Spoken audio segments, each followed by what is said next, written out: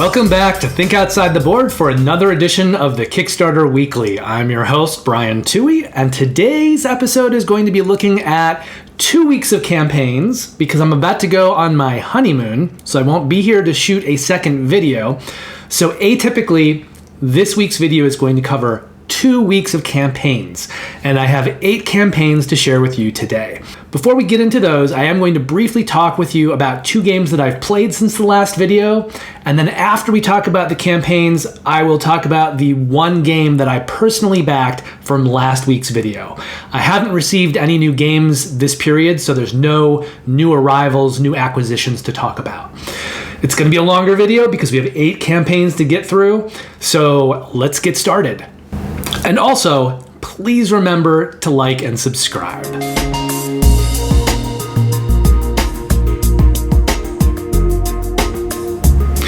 So I played only 2 games this period, and they're essentially the same game. One of them is the base game, the other one is an expansion. My wife, Kristen, and I, my new wife, we have some games, some lighter games that we're going to be playing our way through to try to decide if we want to keep them in our collection. I'm trying to purge a lot of games right now. There's a lot of games coming in, so there need to be a lot of games going out. And we have a lot of lighter games that we don't really play that much. So we need to play through these, make some choices, and decide on which ones we're going to be keeping in our collection and which ones we're getting rid of. So we played the base game of Lanterns. The whole name is actually Lanterns: The Harvest Festival. And this is a light tile placement game. Essentially, players are going to start the game with 3 tiles each, and then there'll be a stack of tiles, and every turn they'll place a tile and they'll pick up a new tile. These tiles are fireworks. So when they place them, they need to connect them to something that's been placed already, and they will get a color card if they connect the fireworks in such a way that the colors match. They'll also get a color card for the fireworks that point to them. And all of their opponents will get colored cards as well when they place that tile, depending on which fireworks are facing which opponent. So anytime anyone places a tile, everyone will get at least 1 card. So you're collecting those colored sets of cards, and then you're exchanging them for victory point tokens for various types of set collections. Sometimes it's 7 cards, 1 of each kind. Sometimes it's 3 pair. Sometimes it's 4 of a kind. So we played that game. I don't like it that much. It's not a bad game. It has some strategic choices. And I think if you like lighter games that play quickly and are very easy to teach, you may like that game. It's just a little bit too easy for me. It feels like it plays itself a little bit too much. But I do see the value of it, and I think for some people it's going to be a great little lighter game to get to the table very quickly. As far as I'm concerned, though, that base game, it comes in with a rating of 6.0. Then you add in the expansion. It's called The Emperor's Gifts, and it gives you some modules that you can add into the game. The first thing that you'll be using in every game are these little pavilions, and you can put them out on your tiles when you build them. You have 3 of them throughout the game. Whenever you build a tile with one of these little pavilions, or if you build a tile next to a tile that already has a pavilion on it, you'll get an additional kind of token, and those tokens can be turned in for various abilities. There are 5 types of abilities in this expansion. In any game, you'll use 2 of them. So you won't use all of them, you'll just use 2. So it doesn't add in too many things in any one game, but it has some variety in terms of the types of things that you could be getting. And I think with that expansion, it elevates the game. It gives it another set of mechanics, and it feels to me like that's just enough for that game to be good and give you some good player choices. Now, for me, that elevates the rating with Emperor's Gifts to a 6.5. It's still a little light for my taste, even with that. I'm more excited to play it with the expansion, but I think it's just still not quite enough for me. And I think when you add in that expansion and that additional set of mechanics, it brings it closer to a game like Splendor. I think a lot of people know what Splendor is. You have gems that you're getting, you're collecting various cards with the gems in them, and then you're using those to upgrade to score tiles. It's similar in a lot of ways to Lanterns in the sense that they're both fairly simple, fairly light set collection games. I think for my money, though, I'd rather play Splendor. Splendor would be the game that I would pick if I was looking at Lanterns and other games like it. And I do know that the most recent edition of Splendor, it's Marvel Splendor, so it's Marvel themed.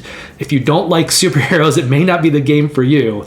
But it has one or two mechanics more than original Splendor.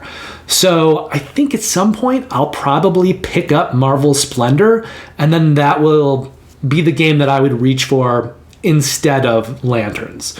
But it's not a bad game, and I think if players are looking for a simple, easy, quick to play, quick to teach game, tile placement and set collection, it's not a bad choice, and with the expansion, it's actually a pretty good choice. It's just a little too light for me, a little too simple for me, not quite enough going on. I just like heavier stuff, but it's not bad. But 6.0 for the base, 6.5 for the expansion. I think my fiance is wavering on whether or not she wants to keep it in the collection. So it's right on a line right now. I think it's sitting on our sell shelf, but I'm not sure if it's going to go or not. It's just in this in-between zone. We'll see. But it's not a game that I think either one of us is going to be reaching for. So ultimately, I have 700 plus games in my collection. I have more Kickstarters coming in over the next year and a half, so I need to move games out. So anything that we're not actively excited about or reaching for, I think is probably going to get removed from the collection over time. Anyway, those are the 2 games that I've played since the last video. Now that that's done, let's talk about the 8 different campaigns during this upcoming 2-week period, the first 2 weeks of August.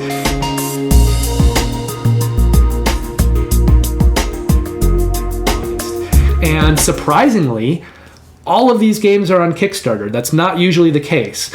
In a couple of weeks when I come back, I will be doing another video, obviously, and some of those games will be on GameFound. One of those games will actually be on BackerKit. I think it's the first game that I will be profiling that is primarily going through BackerKit. So crowdfunding is getting a little more diverse in terms of the platforms being used. But for this video, for the next 2 weeks, everything that we're talking about, it's all on Kickstarter.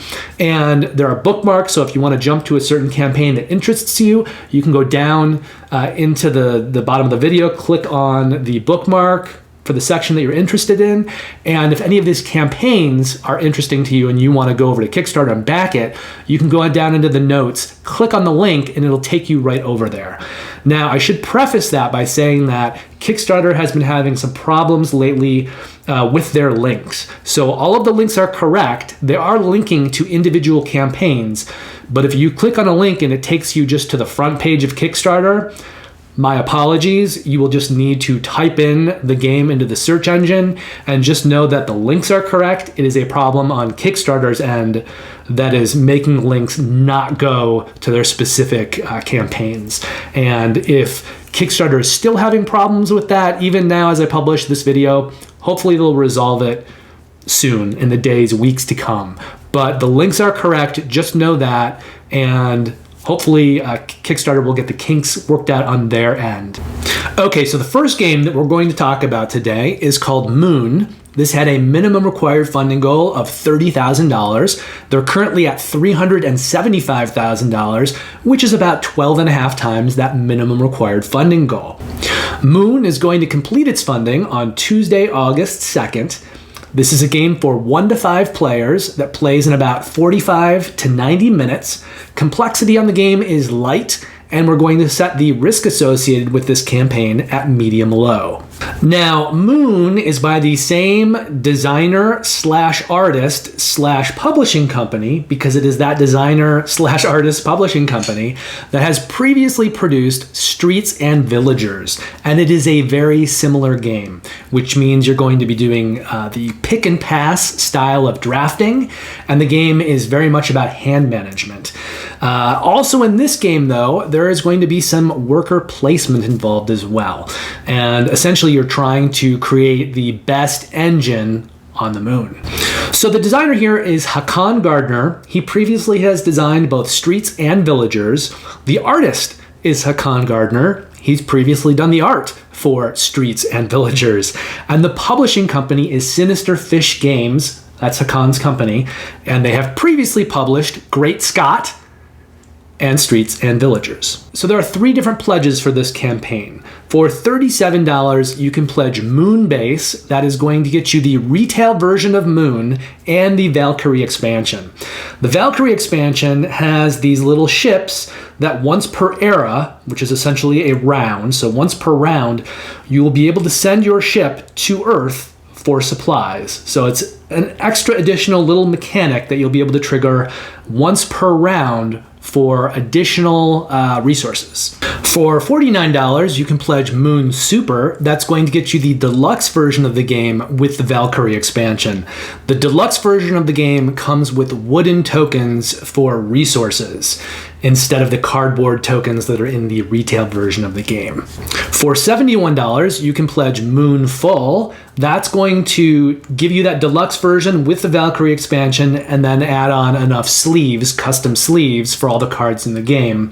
Basically, it's through a sleeve pack. It gives you about 250 sleeves. Now, if you want to add on sleeves, you can also do it as an add-on. It's $22 for custom sleeves. Gives you a pack of 250 sleeves. I don't know why you do it as an add-on. Maybe you don't want the deluxe version of the game. Maybe you just want the retail version of the game with sleeves.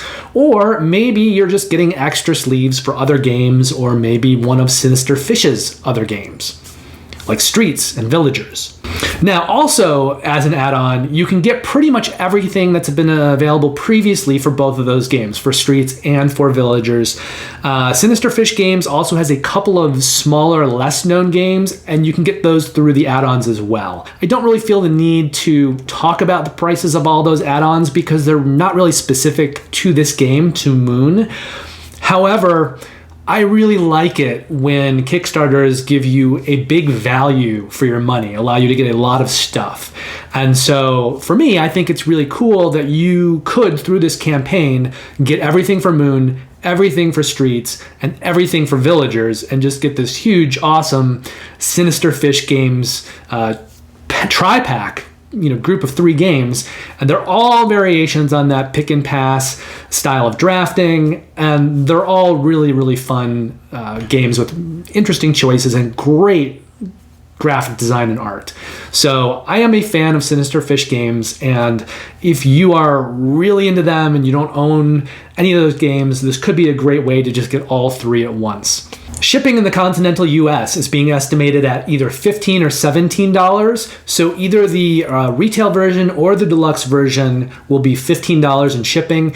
If you get the full version that also includes the sleeves, it's the sleeves that are going to bump the shipping up to $17. Now, obviously, if you go and you buy lots of Street stuff and lots of Villager stuff, your shipping's probably going to be more as well. But for the pledges available for the actual game Moon, the estimated shipping is either $15 or $17. And finally, Sinister Fish Games is planning on delivering Moon in June of 2023. From there, we go to a game called Taverns Dragons. This one had a minimum required funding goal of $20,000. They're currently at $77,000, which is about 3.5 times that minimum required funding goal. Taverns Dragons is going to complete its funding on Thursday, August 4th. It's a game for 2 to 5 players that plays in about 40 to 60 minutes. It has a light complexity, and we're setting the risk associated with this campaign at high. Now, this is a very light game that introduces some mechanics. It feels like a game that would be really good to play with your kids, that they would be able to grasp, that still has choices that adults wouldn't find the game completely boring. Mainly, you're looking at dice placement. So you're going to be rolling some dice every turn. You have a few different kinds of workers. They have different abilities. You're going to move them around a rondel that has 7 spaces. You'll be able to get resources depending on where you land and trigger buildings and kind of mechanics that are next to the area that you land on. There are also dragons that come out that you might have to fight, and the graphic design and the art just look really bright and fun. I like the way that it looks. It's co-designed by Quentin Vernay, who worked on a game called The Last Bottle of Rum, and Mark Vernay. And it has art from Nastya Lane, who's worked on Gates of Mara, Last Bastion, and Quetzal, and Baptiste Michard, who's previously worked on The Last Bottle of Rum. The game is being published by Lord Raccoon Games. They've previously published The Last Bottle of Rum. Now in this campaign, we only have one pledge level to worry about. So you're either backing this pledge level and backing the campaign, or you're not. For $46, you can back the Kickstarter edition. It's going to include the core version of the game, some quest cards, the Sneaky Goblin expansion, and a solo mode against a character known as the Pyro Druid. Shipping in the continental US is being estimated at $12, and Lord Raccoon Games is planning on delivering Taverns and Dragons in May of 2023. From there, we go to Euthia Resurrected. This game had a minimum required funding goal of $102,000. They're currently at $1.1 million, which is about 11 times that minimum required funding goal. Euthia Resurrected is going to complete its funding on Friday, August 5th. This is a game for 1 to 4 players that plays in about 1 to 8 hours. Yes, that's 1 to 8 hours, so you may need to leave it sitting out on your table in the middle of a game. The complexity level on the game is heavy, and we're going to set the risk associated with this campaign at medium-high. Now, Euthia is an open-world sandbox RPG. It's got strategy elements to it, and it's set in a fantasy-themed world. This is a game that was originally produced and delivered in 2021. It has an 8.7 combined rating on Board Game Geek, which is very, very high. It was published by a new company, new designers, new artists. And as is often the case, and more so with the pandemic that we've been enduring over the last couple of years, when you have a new company that puts out a very ambitious, very big game, they often tend to go in the hole on that first campaign. They often tend to not be able to completely pay their people. So oftentimes you'll see that game come back around maybe with an expansion, and they really need to make that work so they can pay their people. Now, if it's a publisher that's been out for a while and they have a routine for things, maybe not so much the case. But when you're figuring out the industry from the first time, doing a Kickstarter for the first time, publishing a game for the first time, and it's a big game with miniatures, and it's super ambitious, there are a lot of expenses, and those expenses can get very out of control. And then with everything that's been happening with shipping and the pandemic and production and all that, those costs just escalate and escalate. This is all to say that Euthia, by all accounts, is an amazing game, and the people who got it in 2021 love it. But it wasn't this huge windfall that the company needed. So they went to GameFound a few months ago. The company's name is DIA Games, and they had a new campaign they were running with new content as well as a reprinting of all the old stuff. It quickly became apparent to them that they weren't going to make enough money through that campaign. And part of that is just escalating costs. So in the middle of that campaign, they called it quits, they shut down the campaign, and they decided they needed to shutter their company. Likely, they were just bleeding out from that first campaign. They needed to get post-campaign so that they could pay their people, and that wasn't going to happen. They couldn't travel through time. So they shuttered the company, they shut that campaign down.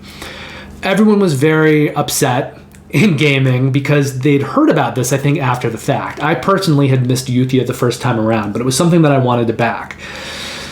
So this campaign comes out on GameFound, it shuts down. Steamforged Games comes to their rescue. I think a lot of gaming companies looked at everything that they were doing on Euthia and was very impressed just all the way around. No one wanted to see DIA Games go under. So Steamforged Games has come to the rescue. They are now running the campaign with DIA Games. They're helping to publish the game. They have several campaigns in the bag. They have some experience. So they're hoping that they can help kind of push this through and keep DIA Games alive and get Euthia out to all the people who discovered the game after its first campaign and now want it. So there's a story there. Now, the game can be played in cooperative mode, competitive mode, or solo mode, so it makes it hard to label, especially with the open world sandboxy theme and element to it.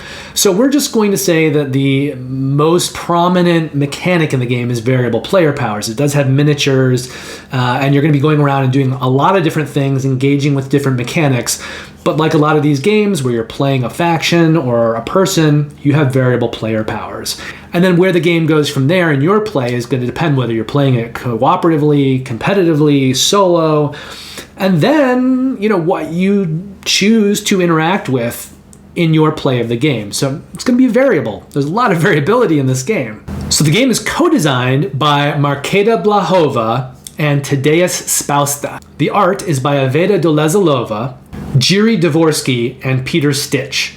And the publisher is Steamforge Games, although they will be working with Daiei Games, who is the original publisher. Daiei Games was a new company, so they have only published the original Euthia Torment of Resurrection campaign that was delivered in 2021. Steamforge Games is best known for Dark Souls, the board game, Guild Ball, and Resident Evil 2, the board game. And part of how they're helping to make this work is that when Daiei Games brought the game back to GameFound, this is the campaign that was canceled, they were trying to offer a lot of things, a lot of different packages, a lot of different options. And one of the problems is that the more pledge levels that are offered, the more add-ons that are offered, the more choices that are offered to backers, it creates different packages that have to be delivered. And all of those different sorts of packages that have different contents create more expense. So one of the ways that Steamforge Games is helping to bring down the costs is to offer streamlined pledges. So you're not going to have a huge number of pledges. However, you will be able to get everything you want. You're just going to have to choose specific pledge levels. There are not going to be as many delineations as there were on that past canceled GameFound campaign, which means we are now looking at 4 pledge levels, but then you will have the ability to add on a lot of add-ons and stuff. So if you're working with content that you want that's kind of in between pledge levels, you'll just need to pledge at a lower pledge level and then add on the add-ons that you want. So the big expansion, the new content that's being offered here, and this was the same new content that was originally intended for the GameFound campaign, is called Fierce Powers and Crawling Combo Expansion. So that is essentially the new content. So if you pledge at $175, which is the returning backer pledge level, you're going to get that expansion along with the miniatures for that expansion, and then 3 items that are only available while this Kickstarter is live. So first of all, Euthia is not going to retail. It's just a big game. It's expensive to produce. They're not, at this point in time, planning on trying to get into retail outlets. So if you want the game, you'll need to do it through crowdfunding. Usually in situations like this, you can back later, in the pledge manager, even if you didn't pledge during the campaign. And sometimes you can go to the publisher's website afterwards, their web store, and get the game through there. However, there are 3 items in this returning backer pledge that you will only be able to get while the campaign is live. They're trying to funnel people into backing while it's live and not just holding off and backing in the pledge manager after the fact. So those 3 items that are only available while the campaign is live are the Dwurt Die and Combo Board, which is an additional kind of mechanic thing, the Necromancer Hero Kit, which is going to give you another character that you can play, and then the new Trade and Scenario Board, which I believe replaces something in the original game, I believe. So all of the editions of the game that you get new, the new printings, are going to have the Necromancer Hero Kit and the Dwart Die and Combo Board. The new Trade and Scenario Board, I think, just comes by default in the new editions of the game, but if you have the older editions of the game, you'll also be getting that so you can replace your old stuff.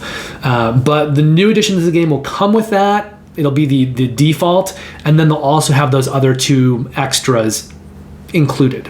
For $186, you can pledge the core game pledge, and this is going to give you everything that existed previously in Euthia, but it'll be the new version of it, the new printing of it. So that's going to include Euthia Torment of Resurrection, the base game, all the stretch goal minis from the first campaign, the Elementals and Griffin expansions, and of course, that Necromancer Hero Kit. For $231, you can pledge the returning backer Dragon Slayer pledge. That's going to go back to the first pledge that we talked about with all of the new stuff. It's going to add on dual layer player boards. It's going to add on these cardboard trays that can be used for storage and maybe even in the game. And that's for things like tokens and cards and tiles. It's an organizer.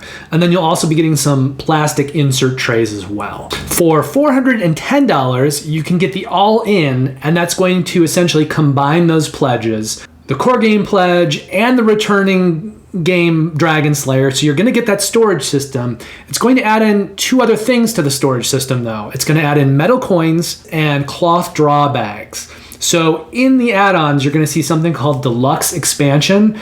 That is essentially the Dragon Slayer Towers expansion with the storage system and the new dual layer player boards, but also with those cloth draw bags and metal coins. Now, if you want to get things separately as add-ons, you can do that still through this campaign. So the new expansion is $180 as an add-on. It's not cheap. There's a lot of content in this. And that is the Fierce Powers and Crawling Shadows combo expansion. It's called the combo expansion because it's two expansions in one, Fierce Powers and Crawling Shadows. I think I actually said at the top, Crawling Combo expansion. It's the Fierce Powers and Crawling Shadows combo expansion. So I think I just misspoke the first time I mentioned it when I was talking about the very first pledge level. But it is the Fierce Powers and Crawling Shadows combo expansion. $180 as an add-on. For $70, you can add on those Dragon Slayer Towers. That is the storage kit with the dual layer player boards. If you want the deluxe expansion, that's going to take those Dragon Slayer Towers and it's going to add on the metal coins and the cloth draw bags to it. So you're getting those two extra things for an extra $30, going from the Dragon Slayer Towers to the deluxe expansion. Now for $40, you can add on the Elementals expansion, and for $15, you can add on the Griffin expansion. But you only want to do that if you have the previous version of the game. If you're getting a new core version of the game, the new printing, they are now going to come with those two expansions included. So you won't need those if you're getting the new edition of the core game. You can also buy additional copies of the core game as an add-on for $180.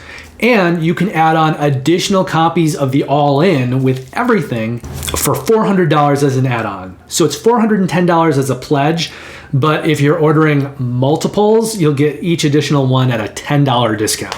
Shipping in the continental US is being estimated at either $35 or $60. So if you're getting any of the first three tiers, the returning backer stuff, the new core, or the returning backer stuff with the Dragon Towers, you're looking at $35 in shipping. If you're getting that all in with everything, that's where you're looking at that $60 in estimated shipping. And finally, Steamforged Games, working with Dia Games, is looking to make Euthia fans' dreams come true when they deliver this game in December of 2023.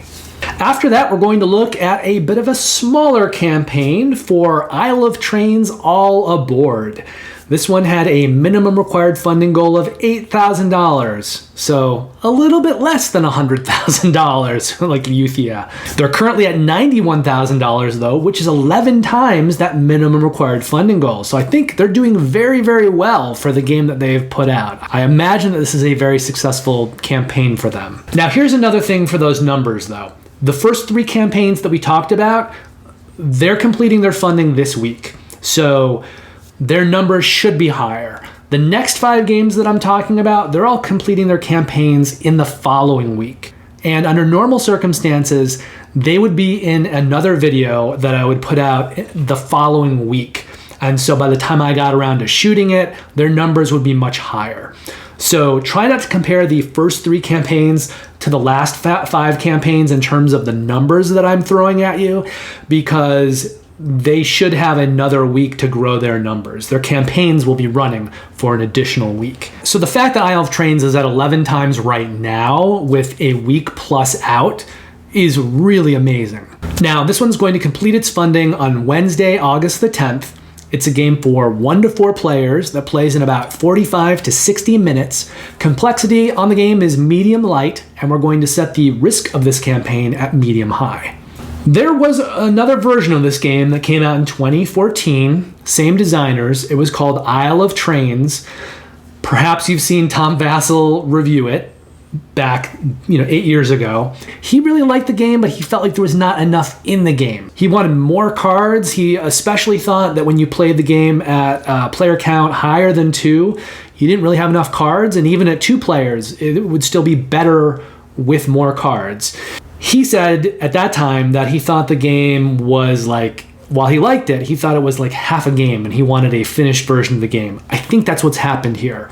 There's a lot more game now in this game, in the new version, all aboard.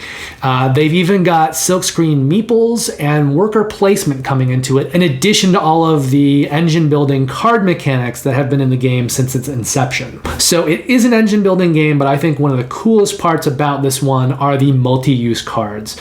This is the kind of game where you're going to be getting cards in a hand and you have to figure out how to use them, and there's 4 different ways to use the cards. You can play cards as a train. You may need cards to pay to build your train. You've got cards that can be used as resources that you can put inside your train car to help you deliver it, or you can put those resources into another person's train car. You're giving them the resources to help them deliver, so that's not great for you, but when you do that, you're going to get all of these bonuses, which will be helpful for you. So you're helping yourself and helping your opponent at the same time. I really like multi-use cards in general. I think it makes for games with really great gameplay choices, and this one seems to be no exception. I'm very much interested in this game the more I look at it and the more I see of it. So it's co-designed by Seth Jaffe, who previously worked on Crusaders Thy Will Be Done, Eminent Domain, and the original Isle of Trains, along with Dan Keltner, who worked on Bomb Squad and the original Isle of Trains. The art is by Dennis Martinez, who previously worked on Chocolate Factory, Imperial Settlers, Roll and Write, and Mindbug, and the game is being published by Dranda Games, who has previously put out a game called Solar Storm. Now, this game, I'm saying it's a medium light complexity. I'm not 100% on that. The old game was actually light complexity, but with the new stuff, it's definitely being pushed into the medium light range, and it may even get pushed into the medium heavy range. There seems to be a lot of game in this design, in this package. However, it's not an expensive package, and it's not a complicated campaign. So there are 3 different pledge levels that we're going to be talking about. The first of these is $24. It's called Passenger, and that is going to get you the retail version of the game. And what that means, it's largely a card game, but it is going to have some worker placement. So if you get the retail version, the workers are going to be cardboard tokens. If you pledge at the $30 level, which is called Operator, those tokens are going to be replaced by some very attractive looking silkscreen meeples. So when you do the worker placement actions and you put passengers on the trains, you'll be using these meeples. Finally, for $44, you can pledge Conductor. That version will be the deluxe version with the silkscreen meeples, but you will also be getting a luxury playmat. Now, for some reason you wanted to pledge the retail version of the game, but still get the playmat, you can get the playmat as an add-on for $15. In addition to the pledges being on the cheap side, the shipping is being estimated very cheaply as well. So $5 continental US shipping for the first 2 pledges. If you're getting the Conductor pledge that includes the luxury playmat, then your estimated shipping in the continental US jumps up from $5 to $8. And finally, Dranda Games is planning on delivering Isle of Trains all aboard in February of 2023. From there, we go to Star Realms Rise of Empire. This may be the most successful campaign so far of these 8 because they had a minimum required funding goal of $20,000. They're currently at $472,000, which is 24 times that minimum required funding goal. I think that is the highest multiplier of all of these campaigns, and keep in mind that this is one of the second group of 5 campaigns. So this one is not going to complete its funding for a while yet. It's going to grow into an even bigger multiplier before this thing completes its funding, which it's going to do on Thursday, August the 11th. Now, this is a Star Realms game, but it is specifically for 2 players, plays in about 20 minutes, complexity on the game is light, and we're going to set the risk associated with the campaign at low. Now, Star Realms is a deck building game. A lot of people, I think, know Star Realms. It's been around for a while. It had a reskin that I actually own called Hero Realms. What this is, this new version of the game, it is a two-player, specifically two-player, 12-episode legacy campaign. And then when you're done with the campaign, you can continue to use those cards in play. You can import them into the original game if you have that. There is even an infinite upgrade pack that you can get that will allow you, instead of using stickers like you normally would, to kind of exchange cards for other cards, so you're never actually altering anything. And that way, when you're done with your campaign, you can just switch the cards back and you could, play it infinitely. You're never marking up anything, you're never destroying anything, so you can keep replaying that campaign as much as you want. Now, this is designed by Robert Daugherty, who previously worked on Ascension Storm of Souls, Hero Realms, Star Realms Colony Wars, and Star Realms Frontiers, as well as Darwin Castle, who's worked on Hero Realms, Star Realms Colony Wars, and Star Realms Frontiers. Unfortunately, and I really don't like this when campaigns do this, they have not credited their artists. Now, I don't know if they're still in the process of drawing up their cards, but even then, they kind of know who they're working with, so they should be crediting them. It also could be a case that they're using some of the art from past games and kind of repurposing it. In any event, there are no artists credited on the Board Game Geek page or in any rulebooks that I could find access to. So, oh well. The publisher is Wise Wizard Games. They used to be called White Wizard Games, but I think they didn't like calling themselves White Wizard, so they've renamed. They are now Wise Wizard Games. And this is the publisher of Hero Realms, Star Realms Colony Wars, and Star Realms Frontiers. This is essentially Rob Daugherty's company. So if you pledge $59, which is called the Legacy tier, you're going to be getting this new Star Realms game, Rise of Empires, the stretch goals, some promo cards, and a 13th scenario that's only available, I believe, through this campaign. So if you find this later at retail, it's only going to come with that 12-game campaign. The 13th scenario, the 13th game, is a Kickstarter exclusive. If you pledge at the $79 level, which is called Infinite Replay, that is the level that will include that Infinite Upgrade pack. It's going to give you an additional 180 cards, and so you'll be able to switch and swap cards out instead of putting stickers on them or destroying them, and your game will never become altered and changed and consumed. You'll be able to replay it as much as you like. For $279, you can pledge the Star Realms All-In. That will include all of the new stuff, all the things that we've been talking about, and everything made previously for Star Realms, except for the Deluxe Nova Collection, which is like a very high-level version that has a lot of foil cards. So you won't be getting that pack, but you'll be getting everything else that's already been made. Even the stuff in the Deluxe pack and that Deluxe Nova Edition, those are just reprints of things that existed non-foil. So you will be getting all of the cards at this level, you just won't be getting the foil copies of those cards. However, if you really want those, you can pledge at the $399 pledge level. That is the Deluxe All-In. That will give you all of the Star Realms stuff ever made, but it will also give you that Deluxe Nova Collection, which includes foil editions of most of the cards. Now, if you were to buy that Deluxe Nova Collection in the add-ons, which you can, it would be $120 by itself. And that almost represents all of the jump from the previous pledge level to this price.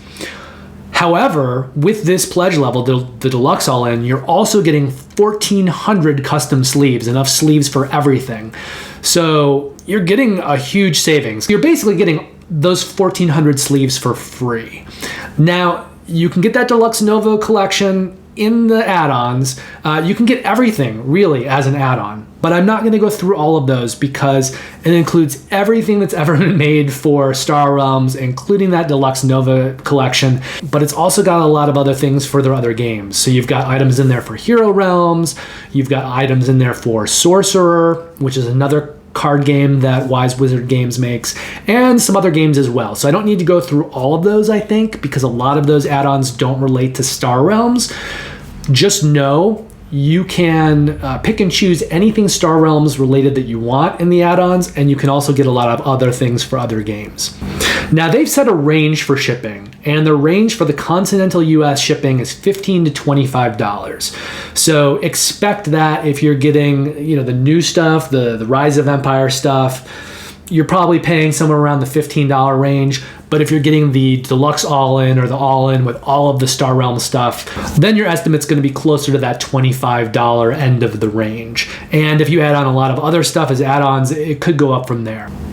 And finally, Wise Wizard Games is planning on delivering Star Realms Rise of Empire in July of 2023. Next, we're going to look at a game called Quodd Heroes 2nd Edition. Now, this game had a minimum required funding goal of $111,000. They're currently at $104,000, which is only 93% of their minimum required funding goal, so they have not funded yet. However, as I said before, there's still a week plus left on this campaign, and from looking at all these campaigns, I happen to know that most campaigns do about 2/3 of their business in their first 24 to 48 hours and 1/3 of their business in the last 24 hours. And then they do a little business in the middle, but 2/3 of it is at the front, 1/3 of it's at the back. So if you get 48 hours into a campaign and the game is 2/3 funded, then in most cases it will end up funding. It will pick up that remaining third in the last 24 hours of the campaign. So Quodd Heroes is very close to being funded right now. It's at 93%, and there's no doubt in my mind that over the next week and a half or so, they will fund. The only way that the game, won't fund is if the creators decide that they're going to cancel the campaign. And I would imagine if that happens, they will relaunch later. So I don't think you have too much to worry about in terms of this campaign not funding and not delivering. It's possible that it could get canceled and delayed, but this one has a lot more time left to complete its funding, and I'm not worried about that happening. Now, Quodd Heroes 2nd Edition is going to complete its funding on Friday, August the 12th. It's a game for 2 to 6 players, plays in about 40 to 90 minutes. Complexity on the game is medium heavy, and we're going to set the risk associated with this campaign at medium high. Quodd Heroes is really cool looking, and it looks to me, because you may not have heard of this before, it's a newer publisher. I think the only thing they've published previously is the first edition of this game, and the main designer has a background in animation. A lot of this game looks like it's modeled after various video games. It's got bright, colorful characters, but it's been designed and intended as a tabletop game. It largely features these cube characters. They've had miniature versions of them in the past version, but the new miniature versions are even nicer. They're sculpted. Depending on what version you get, there are these pre-painted ones. They look really, really cool. They look like something you'd seen designed in a video game. And the way that they're put together with kind of different pieces, they're just really sharp. They really pop. And in general, the production level of this game really makes me think of Chip Theory games. They even have a storage box, and we'll get to that as we talk about this, which looks a lot like that big gear lock cube for Too Many Bones. And so as we talk about this game and we move through the many pledge levels, they're going to get very expensive because there's a lot of stuff. There are wooden organizers. There's this huge wooden crate cube.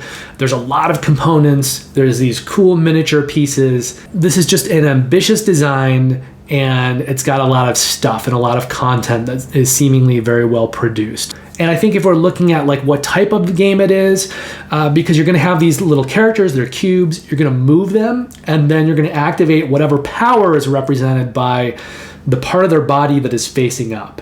So if you move them over onto their stomach so that their back is facing up, then you'll get an additional movement. So a lot of how you take actions with these different characters is going to depend how you kind of roll them around the board and chain their various skills together from one thing to the next.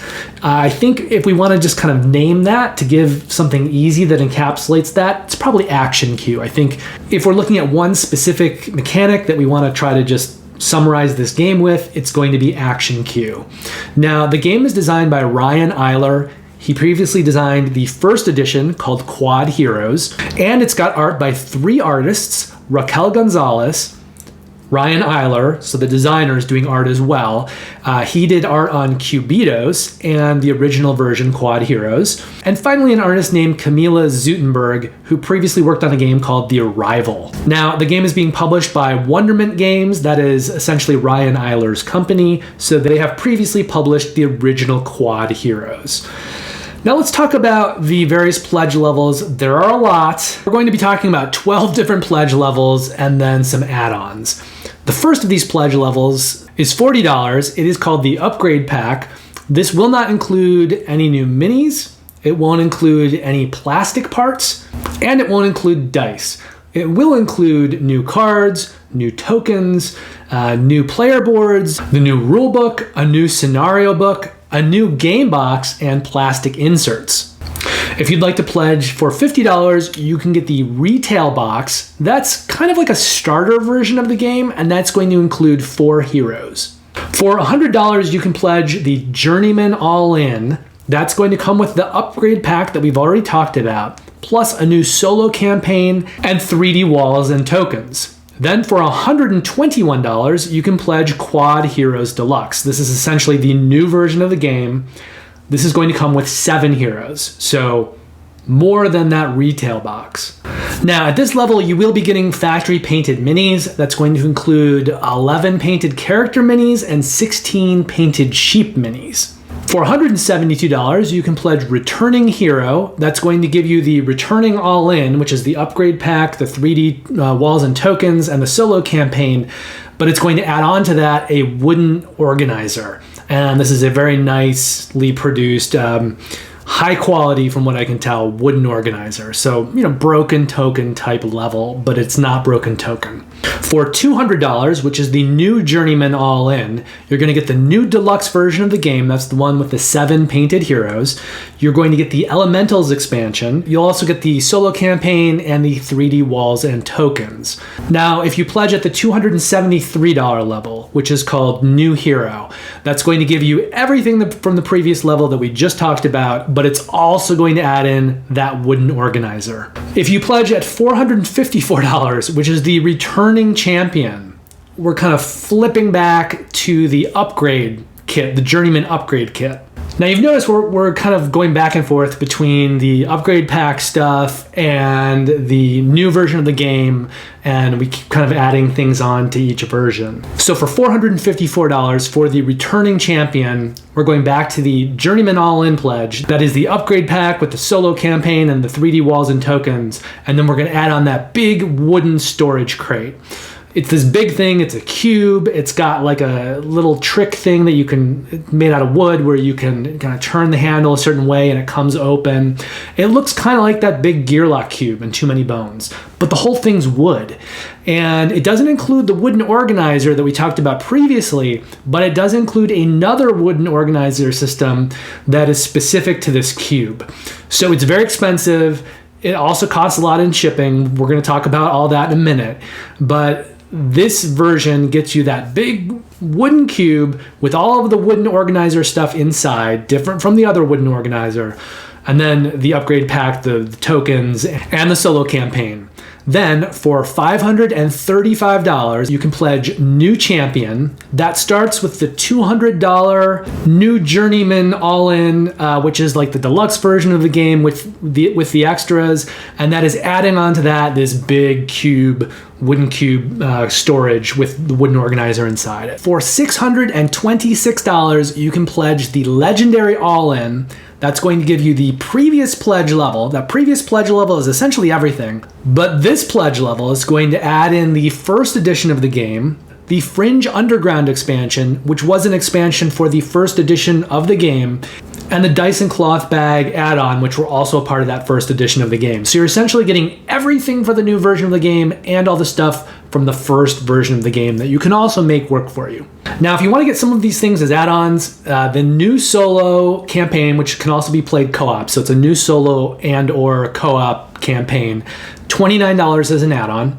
For $39, you can add on the Elemental Heroes expansion. For $39, you can add on the Painted 3D Walls and Tokens expansion. For $79, you can add on the Wooden Organizer. And then for $399, you can add on that Epic Crate. So that crate on its own, by itself, is $400 basically, and it requires an additional $35 in shipping just for that crate. So it is a very expensive add-on, and if you get a pledge level that has it included, you're getting a really good deal because they're cutting the price way down when they're packaging it with other stuff.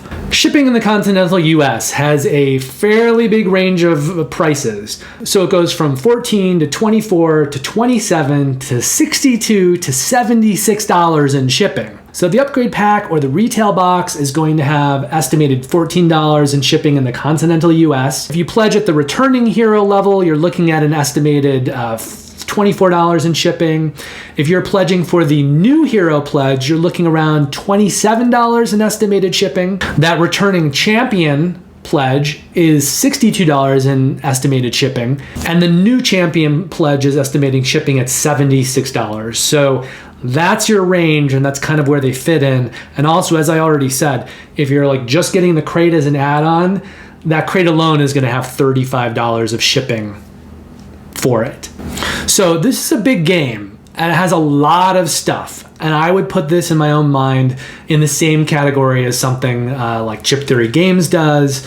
If you're going all in and you're getting everything, even that crate, you're basically doing the same kind of all in as like everything for Too Many Bones. Finally, Wonderment Games is planning on delivering Quodd Heroes 2nd Edition in September of 2023. From there, we're going to a campaign called Sunshine City. Now, normally when I cover games, I don't even talk about the level where you're not getting physical stuff. So if they have like a print and play pledge level, I just don't talk about that. I pass that by. That means that I also don't really cover print and play campaigns where there are no physical components. It's only being run, and then when it's done, you're just gonna print out anything that you want. I'm making an exception right now with Sunshine City, and I probably will make more exceptions as time goes on, because I think more and more companies, now that we're still dealing with all of the increased shipping and production costs from the COVID pandemic, I think the publishers are looking for other ways to do business. And so print and plays may be one way to do that, and it kind of skirt some of those insane shipping costs. So you may see me covering print and play campaigns a little bit more as time goes on.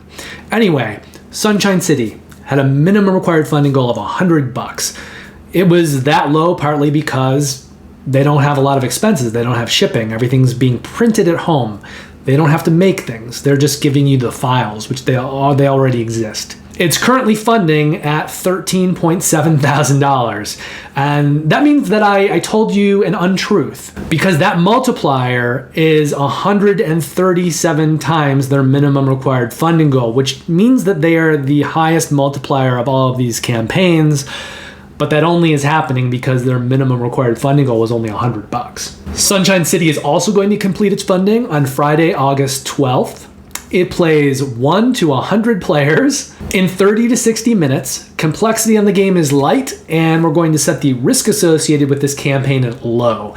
Part of the reason that we're just immediately setting it at low is because it is a print and play, roll and write campaign. There are no physical assets. If you pledge, you're just going to get the files a little bit after the campaign. So there's very little risk involved with this. And as I said, it is a print and play game. It's a roll and write, and it features thematically a city that's kind of fueled by fossil fuels, and your goal in playing it in your campaign is to try to transform it into a solar metropolis. And it says 1 to 100 players because as long as you print this out, it's a roll and write, you can play with as many people as you want. They all just have to have a player sheet. There's also campaigns, and so there are going to be different campaigns designed around different opponents. So there's going to be some variability built into this game and some different ways that you can play it, whether that's playing a solo campaign at home or playing with a ton of people. The game is designed by Peter C. Hayward, who's worked on The Lady and the Tiger, That Time You Killed Me, and Village Pillage, and the art is by John Merchant. He's worked on Adventure Tactics Damien's Tower, Squire for Hire, and Squire for Hire Mystic Runes. And the game is being published by Coffee Bean Games. Now, there are essentially 2 pledge levels for this campaign.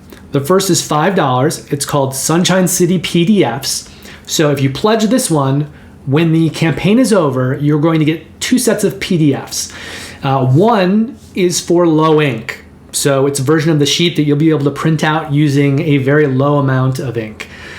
There's also a set of PDFs in full color. So if you'd like to play with colorful player sheets, you can use those PDFs. And you'll also get all of the solo modes available and all of the stretch goals. Now for $12, you can pledge Sunshine City Infinite. That is going to give you online access to something called the Infinite Generator.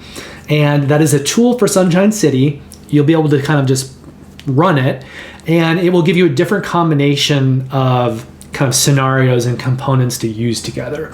So it's just a way of, you go to that online app or site, you hit the button or however they have you do it, and it's going to give you theoretically endlessly variable ways to play Sunshine City, because it's going to mix and match stuff for you. Shipping for this campaign, no matter where you live, is essentially free. There is no shipping. It is all PDF files. And Coffee Bean Games is planning on making those files available in September 2022. So if you pledge this campaign now, sometime around September, they should be reaching out, giving you the PDF files. And if you pledge for the Infinite Generator, you'll get access to that then as well. That brings us to the final campaign of the video. It is a game called Moonrakers Titan Edition. So this is a game that has existed before, but this is a new version. They had a minimum required funding goal of $100,000. They're currently sitting at $1.5 million, which is a lot of money. And again, keep in mind, this thing has like a week and a half to go. So they're going to be doing even better than they are now. But as of right now, they're sitting with 15 times that minimum required funding goal.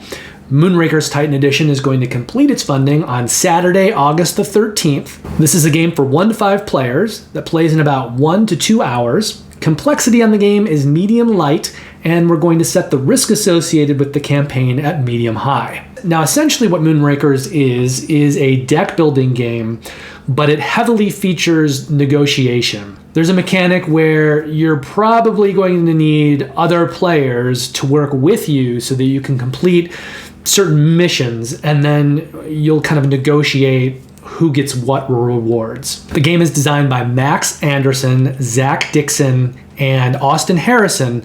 All 3 of them have worked on the original Moonrakers, Mythic Mischief, and Veiled Fate. And then there's a handful of artists involved: Michael Cribbs, Hazal Hadir, Kelly Nakamura, Lunar Saloon, who worked on the art on the first edition of Moonrakers, Glenn Thomas, and Christina Young. And the game is being published by IV Studios, and they have previously put out Moonrakers, Mythic Mischief, and Veiled Fate. Now, I owned the original version of the game. I didn't love it because it was very obvious to me that the game was designed for 3 players and more, but it said on the box that it was for 2 players and more. However, if you were trying to play the solo variant or play it at 2 players, the game was basically broken. There's a level of negotiation that you need in the game, because you need to work with other players to do most of these contracts. In my opinion, they didn't have enough cards in the game that worked well at solo or 2 players. So if you tried to play those levels, you did take some cards out, but the game was still kind of unplayable. They have 3 new expansions through this campaign, and it looks like those expansions will solve most of those problems. So one of those expansions is called Binding Ties. It features a faction rep board, and that's going to give you more incentivized ways to work together and to work together through various factions. There's an expansion called Nomad that's going to add on global events, as well as a lot of new contracts, and I think a lot of those new contracts are there to solve that problem, to give you more contracts that you can do solo or 2-player, or just contracts that you can do together more easily. And then there's an expansion called Overload that's going to give you a lot more ship cards, a lot more crew cards that'll put more variability into the game, as well as a new mechanic. So you can pledge $35. That pledge level is called 1 expansion, and then you're just going to choose one of those 3 expansions. For $65, you can pledge the Moonrakers Platinum Edition. That is going to give you the newest printing of the game. For $99, you can pledge all 3 expansions. That's going to give you all of the new 3 expansions, as well as a holo upgrade pack. For $114, you can pledge the Titan box. That's going to give you a new kind of collector's box, all 3 expansions, the holo pack upgrade, and some game trays inserts. But it won't actually include the base game. So for $179, you can pledge Titan box and base game. That will throw in all of the base game stuff. However, you won't actually get the box from the base game. So they're just going to ship everything to you in the new Titan box, the new kind of storage collector's box, but they will include all of the base game content as well. Now, like some of the other campaigns that I've talked about today, there's a lot of stuff that you can get in the add-ons. A lot of it is for Moonrakers. You can kind of pick and choose which things that you want. If you want certain promo packs, you want this expansion and not that one. But they've also got pretty much everything, I think, that's been produced previously for their other games, which includes Mythic Mischief and Veiled Fate. So I don't feel the need to include all of that. It's just a lot of information, and a lot of it does not directly relate to Moonrakers. But check it out if you want any or all of the things for any or all of those games.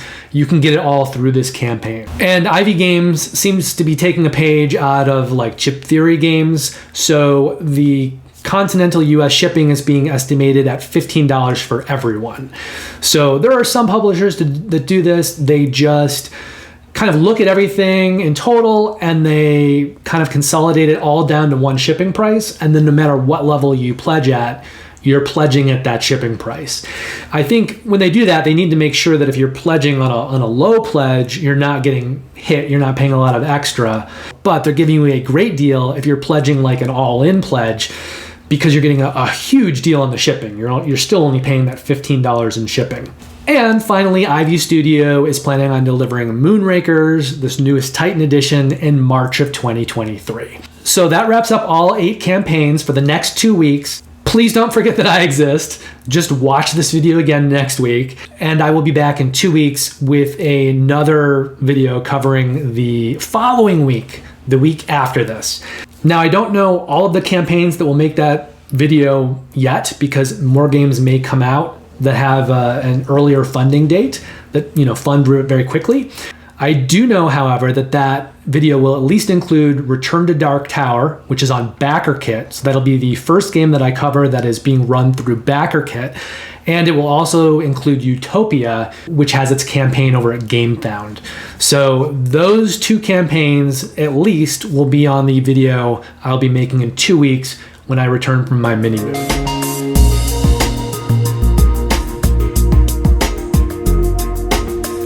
Before I go, let's quickly talk about the one game that I backed from last week's video, and that was Burncycle, New Recruits, and Series Reprint. I really like Chip Theory games. I've even mentioned them a couple times throughout this video and comparing other projects to them. They do Too Many Bones, they've done Cloudspire, they recently did a new version of their Hoplomachus games, and of course they do Burncycle. And they did a campaign for Burncycle a while back. I actually did not back Burncycle at that time, but I did back a lot of the Burncycle stuff later during their Hoplomachus campaign. So I backed this newest campaign of Burncycle, but it was just for the new stuff, for the new expansion and maybe a couple of extras. I really like Chip Theory. I think they're one of the best companies out there. They have great design. They have amazing component quality, just off the charts. One of the top 5 companies in the business for component quality, easily. So I like their stuff in general, and I wanted to get the new Burncycle stuff. And if you're not familiar with Burncycle, like a lot of Chip Theory game stuff, it uses poker chip tokens, it uses neoprene mats, and thematically in that game, you are using teams of robots to break into evil capitalist, I think mostly, maybe all, but evil capitalist corporations and take them down.